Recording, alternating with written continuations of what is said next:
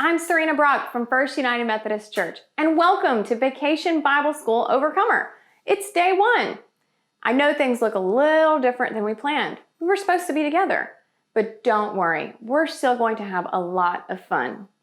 We're so excited that you're tuning in with us for this incredible week of diving into what it means to trust God to help us overcome tough times.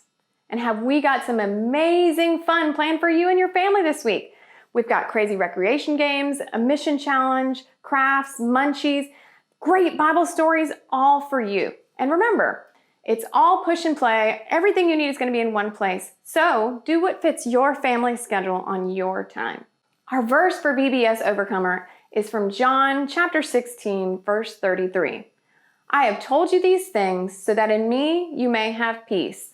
In this world, you will have trouble, but take heart. I have overcome the world. Okay, this time, let's read it in a super high-pitched voice. I have told you these things so that in me you may have peace. In this world, you will have trouble, but take heart. I have overcome the world. That's John 16:33. And what Jesus is saying to us is that following him doesn't mean that we don't have any troubles in life. In fact, we will have challenges, but what it does mean is that Jesus will be with us when we go through tough times, and God's presence will bring us peace. Our Bible story today is from the book of Ruth, and it's the story of Ruth, an amazing overcomer who had great faith. And because of her great faith, she overcame big challenges in life. So we have some special guests that will be with us all week to help us tell the Bible story. This is incredible. They're actually on the scene in Moab, the scene where all of this took place with Ruth. And let's roll it. Greetings, friends. Miriam and Sarah here reporting live from Bethlehem, and we have got one heartwarming story for all of you viewers at home today. There is a baby who has been born right here, and we're trying to get a closer look. That's right. Now, this is not the baby who made Bethlehem famous. He's born a little later, but this baby is an important person in the story of Jesus also, and we'll get to that soon. But first, where is that baby? I have some insiders from the community who have said that our best bet for catching a glimpse of baby Obed is to keep an eye on his grandmother, Naomi.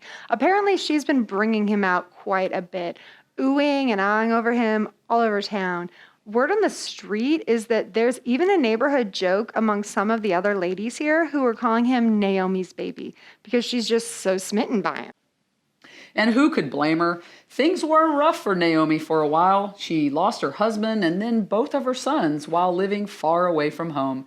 And there were definitely some moments in there where it seemed like Naomi might end up in a bad or dangerous situation. Exactly. Naomi and her 2 daughters-in-law, Orpah and Ruth, were left alone with no protection, and there was not a lot of food in that land at the time. I bet it was super difficult for them not to know where their next meal was coming from. I always like to know when my next meals are coming from. Me too. But there's a lot of uncertainty for them back then. So Naomi decided to head back to her homeland of Bethlehem, trusting that God would provide for her there. Yes, and she told Orpah and Ruth to stay there and remarry in their own land, but Ruth refused. She insisted on sticking with Naomi and leaving her own home to go to Bethlehem with her. And here we have a direct quote from Ruth right here in our Bibles in the book of Ruth, chapter 1, verses 16 through 17, where she said to Naomi, "Do not urge me to leave you or to turn back from you. Where you go, I will go, and where you stay, I will stay. Your people will be my people, and your God, my God." It's just amazing. I mean, there they were, hungry and scared and worried, and Naomi gives Ruth the chance to leave her and make things better for herself, but Ruth refuses and is faithful to Naomi and God instead. The whole thing gets me every time I read it. I know, me too, Sarah. It's just beautiful. So they return to Bethlehem, and Ruth meets Boaz out in his field. Yes, and Boaz loved God and was faithful to him, and he was kind and protective of Ruth from the day he met her. He knew who she was and had heard the whole story of how Ruth had stuck with her mother-in-law when she didn't have to, and how she traveled with her back to Bethlehem, leaving her own family behind. And then they were married, which was such a beautiful day, and it was so obvious then that God had not forgotten Naomi or Ruth, but instead had protected them and given them a new home and a new family with Boaz. And that new family is Obed. If we could just get a look.